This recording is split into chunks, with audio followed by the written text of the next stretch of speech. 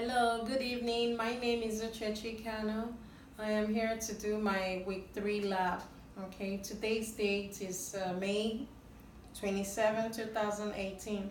So in this my anatomy video of the bone, I am gonna introduce the lab, which is the skeleton, um, axial skeleton, and I'll be doing the appendicular skeleton. Here it's my walk area, which I have my skeleton here model, and I have my rubrics which I want to follow. Okay, I'll start with the axial skeleton according to the, let's say, the front, like the, for example, the skeleton has two major regions. Okay, the number one is the axial, and the other one is the appendicular, like I introduced. So for the axial, it consists of the skull, the thoracic, and also the vertebrae. So now I am gonna introduce the skull, the bones you can find in the skull. So basically you can find the frontal lobe, and then you find the parietal lobe, and then you find the occipital, which is in the back. Okay, when you talk about the occipital, it's here. This bone is the occipital in the back. And here you have the temporal bone. Okay, the temporal. So basically, let me wrap it up. Frontal, parietal, occipital in the back, and then the temporal. All right, let me go down to the, so basically the external occipital providence, it's the origin of the trapezial muscles.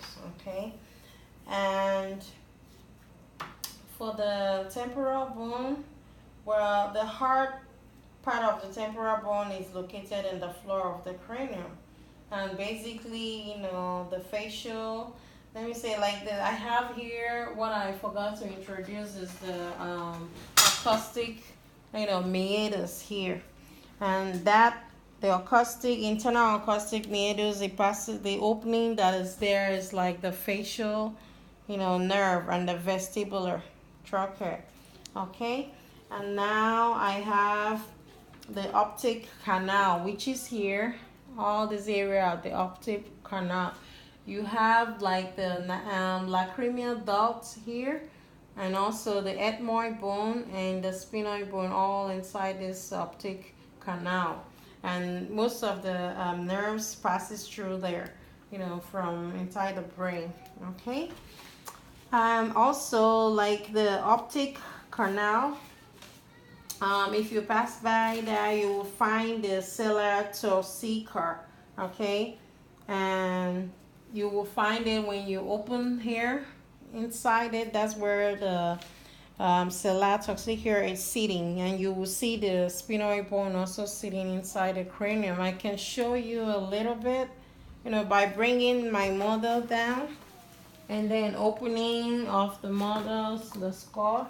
Here it's where you see the frontal bone and the parietal bone here, and then the occipital that I told you, and then the temporal bone, it's around this area. Here, what is sitting there, it's the ciliary tussica. Okay, I'm gonna bring back up this model and go to the next. Now the next one, it's the sutures. Okay, when you talk about the sutures, it's referring to these lines, along the skeletal regions that divides, the skull into different, parts. For example, the first suture I have here is the frontal. Okay, here it divides and shows you, it's like the coronal suture.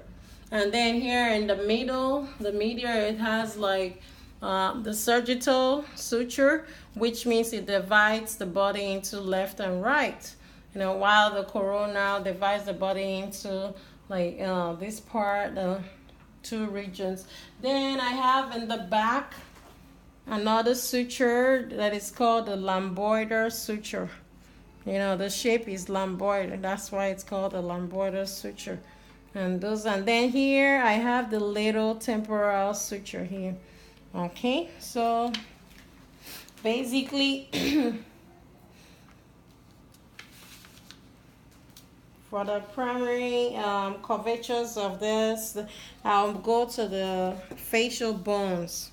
Okay, the next one is the facial bones, just like the skull has the cranial and the facial. So now I have the nasal. This is the nasal around this region. Okay, and this is the zygomatic bone here.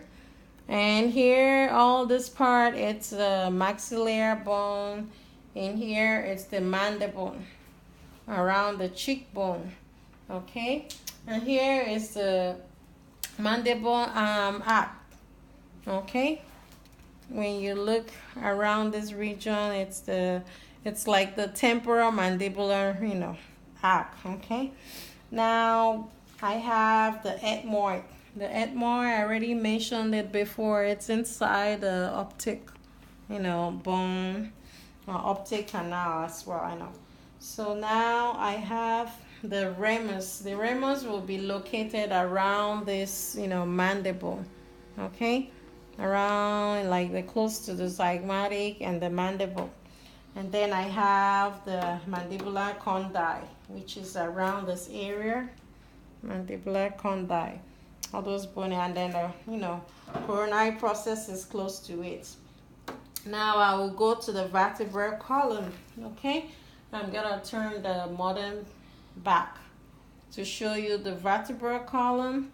Here it's all the vertebral column. So you start from here. There's a bone. The first one is called the atlas.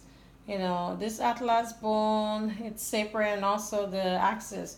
And then when you join like 7 of them, you have a cervical. All right, the cervical bone, it's the way I remember it, it's like 7 of them. The thoracic is 12, and the lumbar, it's you know, 5. It's like breakfast at 7 a.m. Then thoracic at 12, lunch at 12, and then lumbar it's 5. That means dinner at 5. That's how I remember it. And then for the sacrum here, you have 5 bones that are fused together.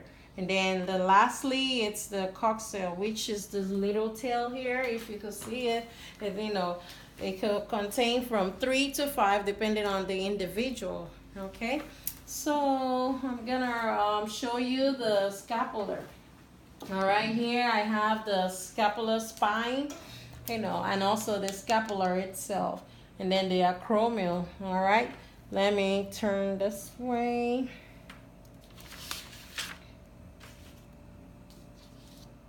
And then the atlas, you know, articulates basically with the brain, you know, from the rubric. And then already I stated how many the, you know, cervical. Now I'm gonna go to the sternum. Okay, since I already showed you the vertebrae in the back, which has some thoracic as well. Here in the front, I have the ribs.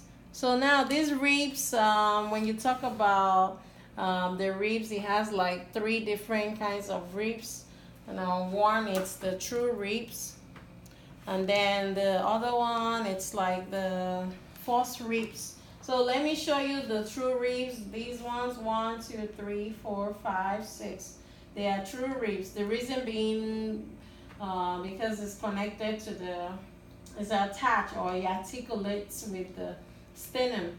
But when you say false ribs, these ones from 1, 2, 3, 4, it's just hanging. They are not true because it's not connected that much to the sternum. All right, and then lastly, the hanging, you know, hanging, it's called the floating ribs. They are just like 2 of them. All right, so basically for the sternum, you have the upper part is the mandible. All right, and the lower part of it is the sternum. And this little one that, you know, it's called the Seifert process. It's like when you're doing CPR, you don't push too hard on this area, because if you break off the siphon process, it's gonna be disastrous for the patient. Also, I have the jugular notch, you know, which is around that area. And for the ribs, it's like, you know, I have 12 ribs. 7 are called true rib, like I said. And also, you know, the fourth and then the floating ribs. And pretty much that's the wrap up for my video. Thanks so much for watching. Bye bye.